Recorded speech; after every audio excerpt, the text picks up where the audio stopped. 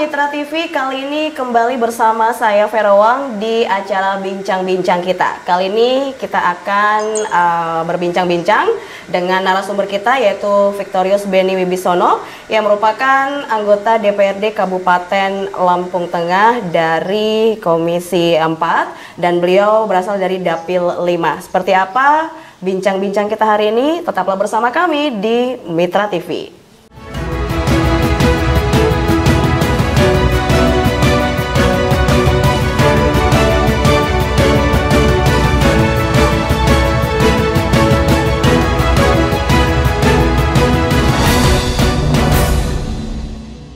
Pemirsa, saat ini kita sudah bersama narasumber kita, yaitu Bapak Victorius Benny Wibisono yang merupakan anggota DPRD Kabupaten Lampung Tengah dari Dapil 5. Kita akan terlebih dulu menyapa beliau. Halo Bapak, apa kabar? Baik. Boleh disapa dulu pemirsa kita Pak yang pada hari ini menyaksikan. Ya, Assalamualaikum warahmatullahi wabarakatuh. Saya Victorius Benny Wibisono, anggota dari DPRD Lampung Tengah dan menjabat sebagai sekretaris Komisi 4 dari fraksi Gerindra. Baik, dari fraksi Gerindra ya Pak Benny ya. Baik Pak Benny, kita pengen tahu nih awal mula Pak Benny tertarik untuk terjun di dunia politik seperti apa nih Pak? Awal mula kebetulan kakak kandung. Boleh ceritain ya? Boleh. Kakak kandung itu sudah 3 periode dari Partai Golkar. Nggak ada terbesit untuk menyamai beliau, nggak ada terbesit. Pada saat itu? Pada saat itu di 2021 itu udah mulai terbesit. Kok begini ya? Kok begini? Politik itu berawal dari tersakiti kalau menurut saya. Oh gitu? Oh iya. Dari tersakiti. Dari tersakiti. Kemungkinan bagi yang merasa ya. Terima kasih buat bagi yang menyakitin saya. Jadi itu menjadi motivasi sehingga bisa menjadi seperti ini.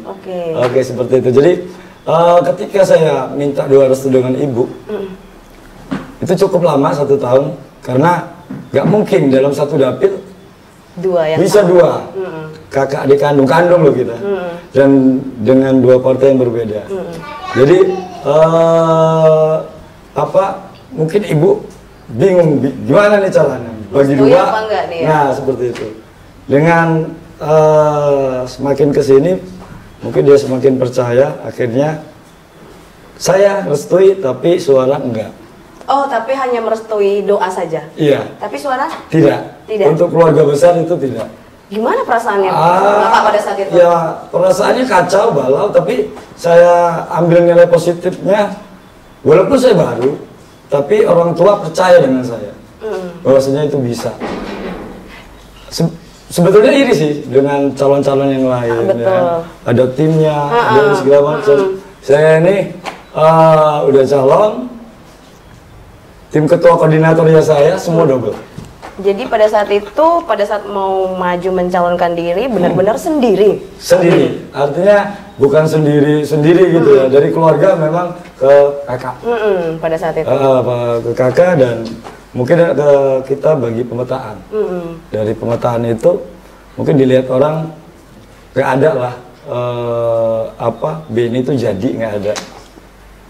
Pak Benny pernah merasa atau pernah mendengar diragukan oleh banyak orang, oh nggak bisa jadi nih gitu? Banyak banget karena gini, nggak akan mungkin dalam satu dapil kakak adik kandung jadi. Bisa-bisa nggak jadi semua tuh. Nah itu, jadi partai-partai besar pada waktu itu nggak ada nominasinya saya untuk bisa duduk di 10 DPRD dari Dapil 5. Dan katanya yang dulu Dapil 5 ini kan dapil apa tuh? Dapil neraka.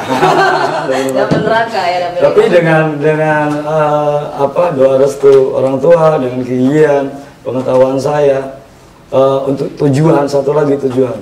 Kita hebat bukan karena kita ditakutin. Kita hebat bisa berguna untuk sesama. Itu ya. Karena awal misinya untuk sesama itu sesama dan berbagi itu indah. Dan berbagi itu indah. Itu yang jadi motivasi awal Pak Benny untuk terjun di dunia politik. Sempat ragu nggak awalnya Pak terjun di dunia politik? Kalau untuk terjun di politik nggak ada keraguan. Orang-orang semua yang meragukan. Orang-orang meragukan, tapi Pak Benny sendiri yakin ya? Yakin, seterusnya. Yang meragukan banyak, Pak. Keluarga pun meragukan. Tapi akhirnya bisa membuktikan ya? Dan bisa membuktikan tanpa, kalau dukungan mungkin doa ya, tapi kalau coblos no. Berarti sudah gamblang ya, udah gamblang. Seperti itu. Iya, untuk suara tidak akan dibantu, tapi untuk doa selalu dibantu. Ya, tapi sampai ada bahasa, jangan di sini. Sampai ada seperti itu? Iya, dari orang tua saya. Tapi doa dia manjur untuk saya. Doa ibu ya, luar biasa ya Pak Benny ya. Oke. Menetapkan pilihan di Partai Gerindra, boleh diceritakan Pak Benny seperti apa? Panjang juga itu. Panjang. Kita persingkat ya, seperti apa garis besarnya, garis besarnya. Ketika saya masuk di partai itu Demokrat. Ketika Demokrat di awal-awal itu, nah ketika ada sedikit polemik tertutup dan terbuka itu udah mulai goyang. Sahabat saya pindah dapil dan saya bingungan di situ. Di dalam ini, aduh, saya bertarung dengan siapa ini? Sendiri?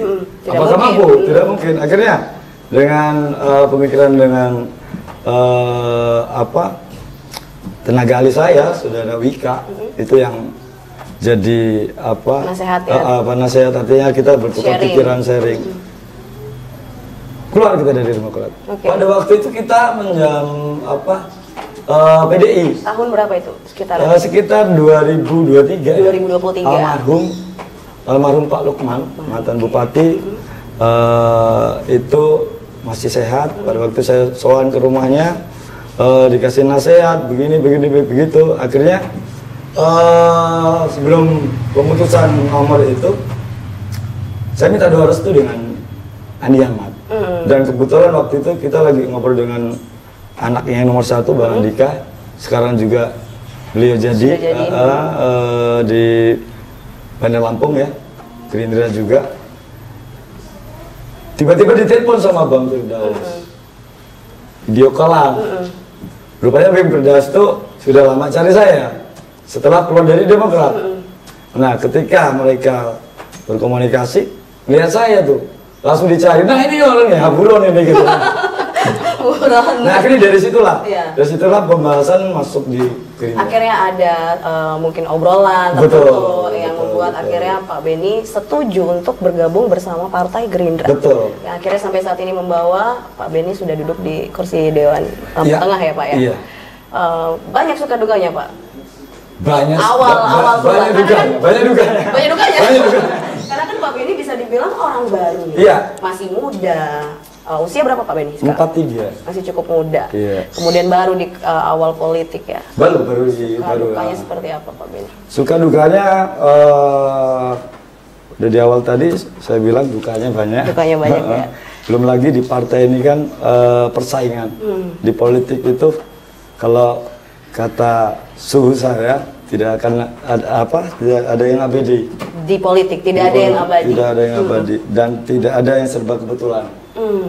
Semua sudah di mindset seolah-olah serba kebetulan. Kalau itu menurut saya. Saya politik belajar dari melihat mana yang bagus untuk saya nantinya, mana yang tidak. Yang bagus diambil dan tidak dibuang. Sudah saya buktikan di awal. Saya gebrak duluan. Iya. Kebetulan di Gerindra ini sungguh-sungguh sangat luar biasa karena pemimpinnya, karena visi misinya jelas, tujuan jelas, tujuan Prabowo jelas itu. Jadi itu juga yang membuat Pak Benny benar-benar mantap waktu itu di Gerindra ya Pak ya? Mantap Sekali. Mantap. Dan Tuhan ngasih jawaban itu. Ngasih jawaban ya? Iya. Pak Benny sebelum memulai karir politik nih, banyak yang Pak Benny lakukan untuk masyarakat. Iya betul. Dulu itu memang tujuannya membantu atau tujuannya memang nanti saya mau nyalon nih? Nggak ada.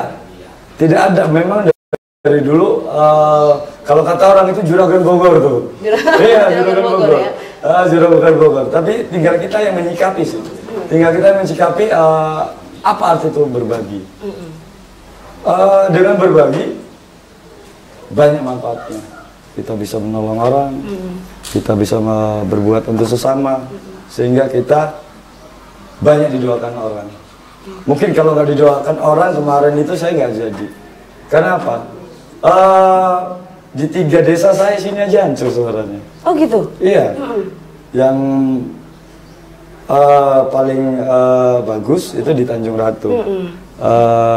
Yang notabene pribumi. Saya Jawa. Tapi diterima di sini. Tapi diterima dengan baik. Iya, alhamdulillah. Apakah Bapak sering memberikan bantuan atau sering support warga di sana? Seperti apa? Saya anggap mereka itu keluarga ya. Entah mereka itu menganggap saya seperti apa, tapi saya menganggap teman itu keluarga. Jadi artinya ketika memang ada sesuatu trouble, itu saya nggak menganggap itu musuh ataupun apa. Silahkan, baik saya bilang. Jadi kalau saya nggak mau salah lo aja. Oke, Pak Benny, kalau sekarang nih jadi anggota dewan kan sudah pasti banyak masyarakat yang ingin minta bantuan atau mengadu. Betul. Dulu sebelum jadi anggota dewan, sering nggak orang warga kesini ngadu, Pak? Kayak biru jasa kali ya. Pernah nggak, Pak? Sudah. Sering. Jadi banyak sih ya, yang bantuan masuk rumah sakit, minta bantuan menyelesaikan masalah ketika ada sesuatu kecelakaan, trouble ataupun apa, itu minta bantu. Sering Mungkin juga kita ada link, ya cukup Tuhan bantu saya menyelesaikan masalah keluarga ini. Nah, artinya sama Tuhan kasih jalan. Dulu saya pecundang loh. Kalau kita lihat dari flashback masa lalu ya. Jadi pesan saya gini, jangan mudah memvonis orang. Iya, betul. Ngejudge Tuhan sesaat aja sekarang ini bisa merubah sesuatu menjadi sesuatu. Jadi cepat orang akan merubah semuanya itu. Jadi jangan kita mudah memvonis orang. Itu pesan saya. Pak Benny pernah nyangka nggak sih sekarang ini jadi anggota DPRD Lampung Tengah loh, sekretaris Komisi 4 loh. Pernah nyangka nggak dulu? Kalau nyangka nggak pernah ya. Karena dari tersakiti itu, kita belajar dari dari kakak saya. Oh seperti ini nggak bagus, oh seperti ini bagus. Jadi kita harus jadi player. Dan tujuan kita apa? Cari harta, bisa berguna sesama atau apa? Banyak dewan, 50 dewan, tapi belum tentu tahu tujuannya. Belum tentu tahu tujuannya, tapi Pak Benny tahu betul tujuannya apa, yaitu untuk membantu masyarakat. Bisa dibuktikan. Bisa dibuktikan, nanti akan kita. Dan sudah dibuktikan. Sudah banyak yang dibantu ya. Iya. Mungkin itu tadi yang Pak Benny seperti bilang, kalau kita membantu orang, kita akan didoakan dan yang pasti akan jangan takut berbuat. Jangan takut berbuat baik ya. Iya, betul. Baik, pemirsa, kita akan kembali ke pembahasan kita selanjutnya. Tadi kita sudah mengulik sedikit profil Pak Benny sebagai anggota DPRD Lampung Tengah. Jangan kemana-mana, kita kembali setelah jeda berikut ini.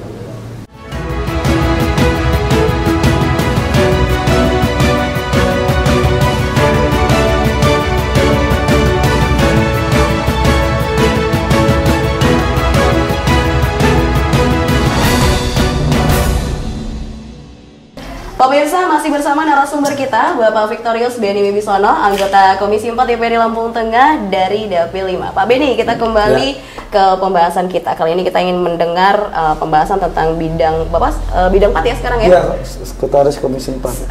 Terpilih sebagai Sekretaris Komisi 4 DPRD Lampung Tengah. Sebenarnya bidang 4 itu tugasnya dan wewenangnya apa sih Pak?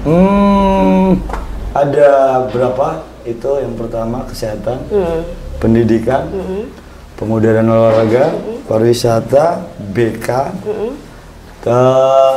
ketenaga kerjaan, terus lingkungan hidup,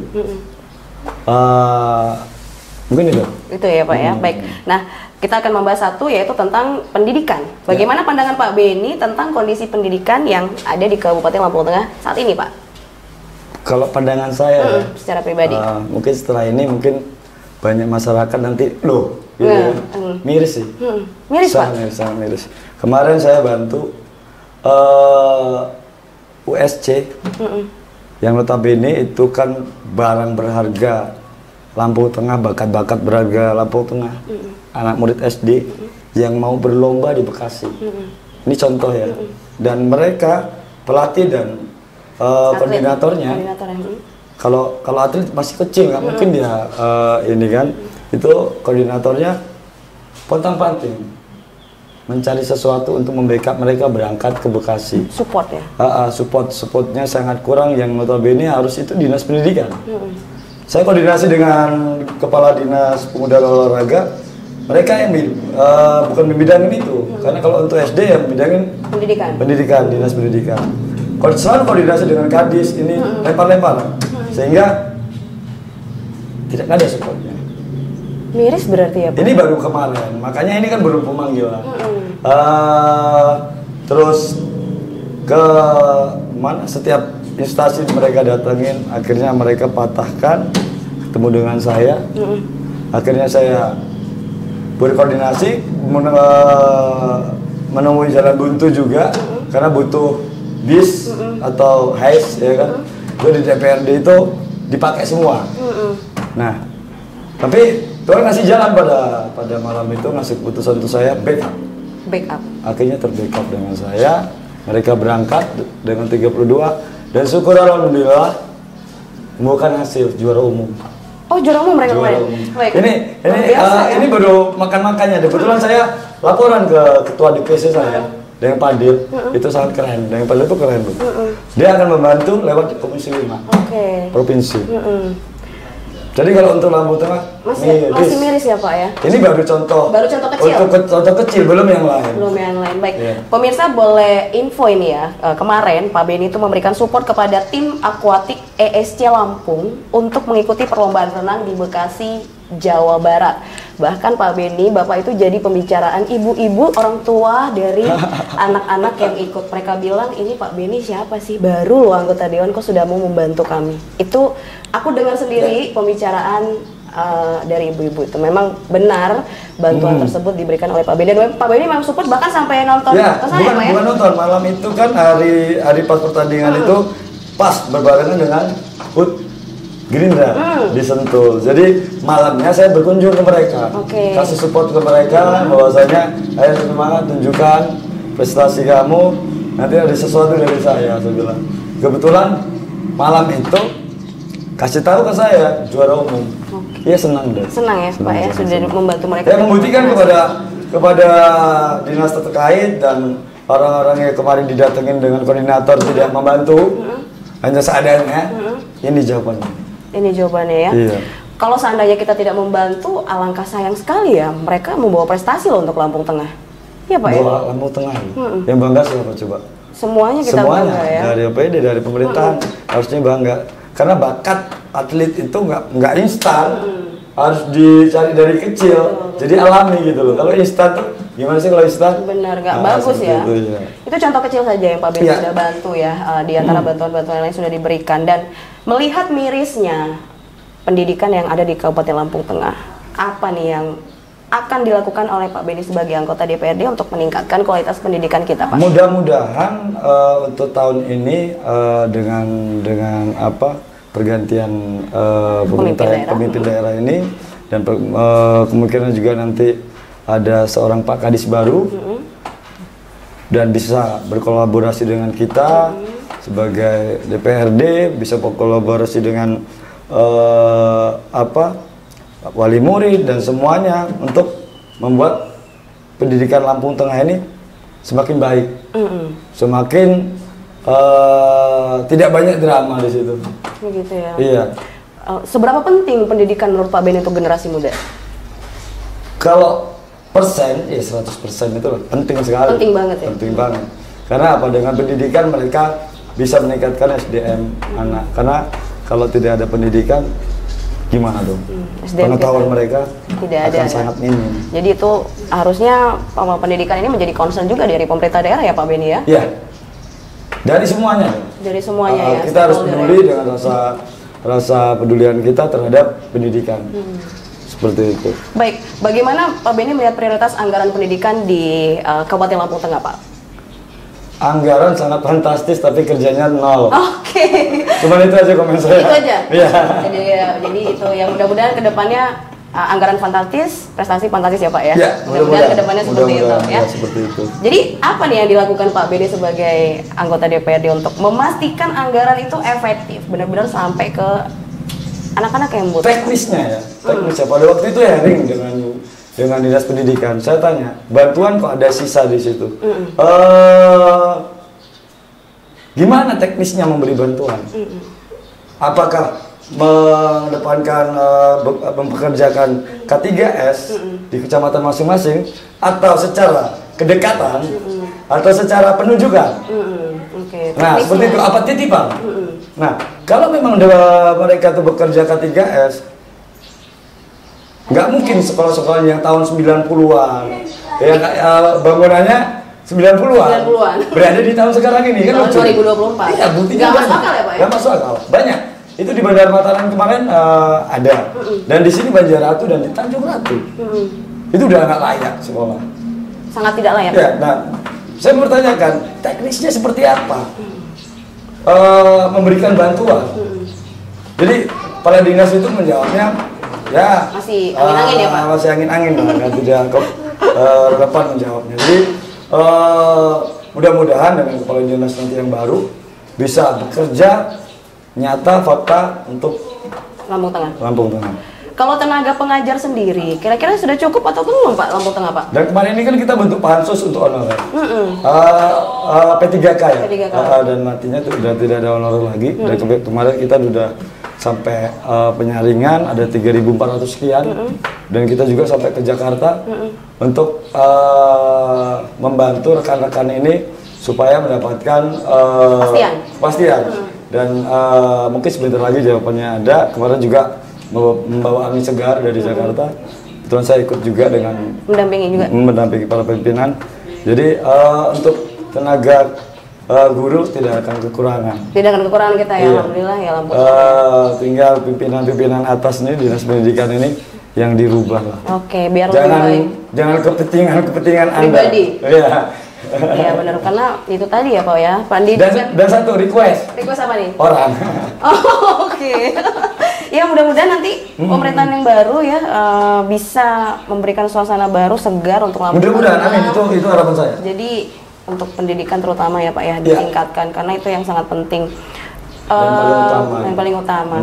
Jadi nanti tetap ada evaluasi ya Pak untuk dinas pendidikan ya? Iya, harus evaluasi ya. Harus. Mungkin nanti udah di rolling ataupun masih dipertahankan, nanti kita kita panggil di DPR. Oke. Baik, dan mudah-mudahan sih ya nanti SDM yang terbaik ya yang bisa untuk membuat dunia pendidikan Lampung Tengah semakin baik, karena sempat jadi sorotan juga ya beberapa bangunan. Mudah-mudahan sama program jagoan saya. Apa itu Pak? Oh ya.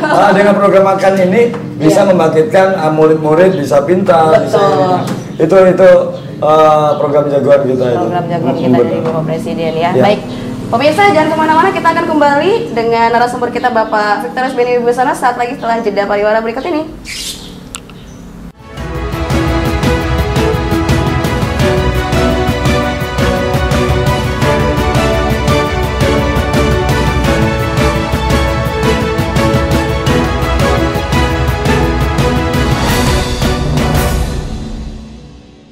Baik pemirsa, kita masih bersama narasumber kita Bapak Victorius Benny Wibisana yang merupakan anggota Komisi 4 DPRD Lampung Tengah, Sekretaris Komisi 4 DPRD Lampung Tengah dari Dapil 5. Iya, kita akan bertanya lagi Pak Benny, bagaimana mengatasi tantangan pendidikan yang ada di Kabupaten Lampung Tengah?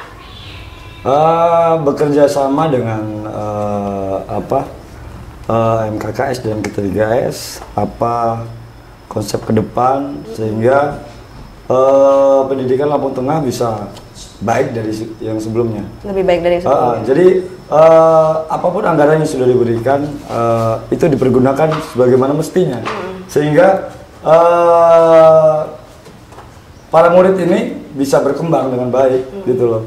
Jadi anggaran nggak terbuang sia-sia. Benar. Jadi memang benar tepat sasaran dan efektif sampai ke anak-anak ataupun yang membutuhkan ya Pak ya. Jangan cari kepentingan di situ dengan nyari keuntungan dari bla bla bla bla itu kan.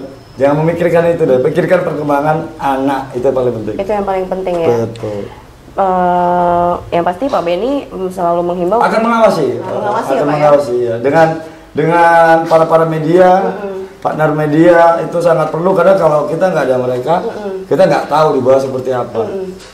Saya meminta para media semua rekan-rekan yang memang peduli dengan semua instansi pendidikan dan sebagainya, untuk bekerja sama dengan kita untuk membenahi OPD-OPD yang memang terkait di bidangnya masing-masing gitu loh. Baik, Pak Beni, apa sih resepnya supaya Pak Beni itu selalu mengedepankan kepentingan masyarakat dibanding keuntungan sendiri?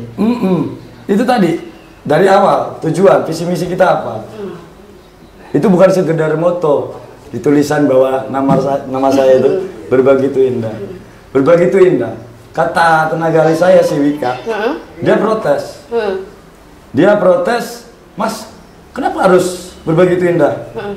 Caleg itu kan anunya identitinya dengan berbagi. Kamu berbagi itu indah.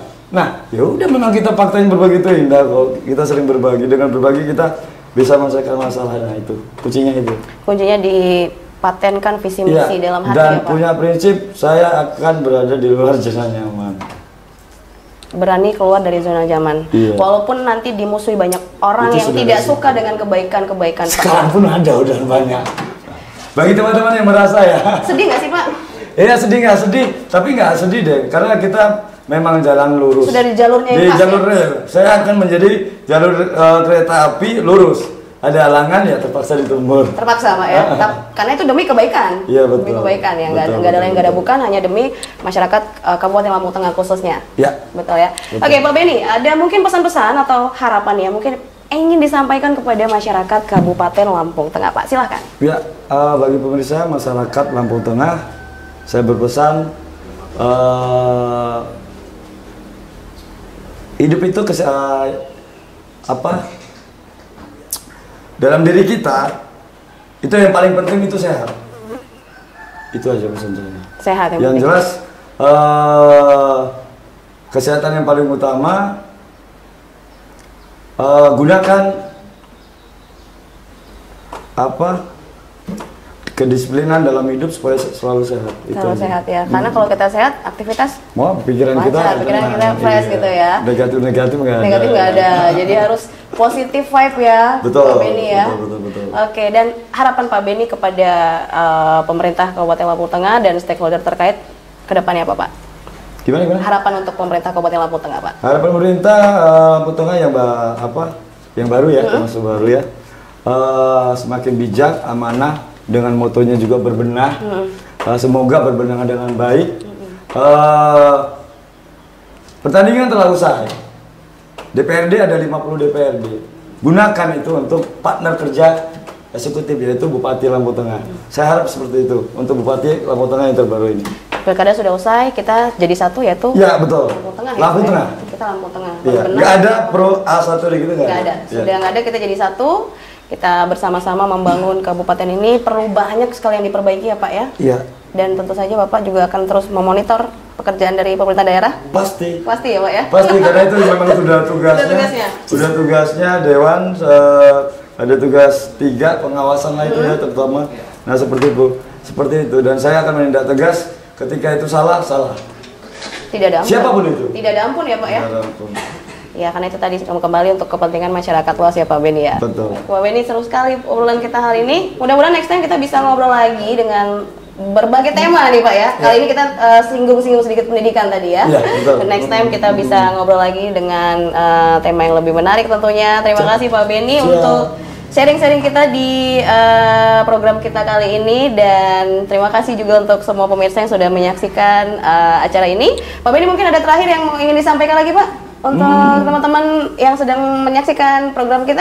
Ya, kebetulan saya juga ada program andalan ya mengenai kesehatan. Betul. Tadi saya singgung dikit kesehatan. Untuk Waipung Buang itu sudah kita lakukan mengenai layanan kesehatan. Bagi yang sakit nggak punya BPJS, konfirmasi ke kita, ada nanti nomor HP-nya di ini ya, taruh di sini. Untuk masyarakat Waipung Buang jangan takut sakit berobat. Jadi nggak punya BPJS, konfirmasi kita masukkan rumah sakit swasta yang bermitra dengan kita, akan dilayani dengan signifikan, sembuh, pulang bawa BPJS. Sudah dijamin Pak ya? Siapapun boleh? Siapapun boleh. Dan sudah terbukti sudah berjalan. Sudah berjalan di Banjaratu, Candi Rejo, Tanjung Ratu. Luar biasa Pak Beni, benar-benar membuktikan bahwa memang akan membantu masyarakat. Dan 1 bulan sekali saya berbagi beras. 1 bulan sekali itu ya? Nanti continue berjalan. Di daerah mana Pak? Daerah Waipungguan, masih Waipungguan. Dan nanti mungkin di tempat-tempat lain. Bisa tempat-tempat lain. Luar biasa memang. Betul. Sesuai dengan motonya apa tadi Pak? Berbagi itu indah. Terima kasih Pak Beni Wibisono. Pemirsa Mitra TV, terima kasih untuk kebersamaan Anda di program Bincang-Bincang bersama kami pada edisi kali ini. Sampai jumpa di bincang-bincang selanjutnya. Saya Vero Wang. Sampai jumpa.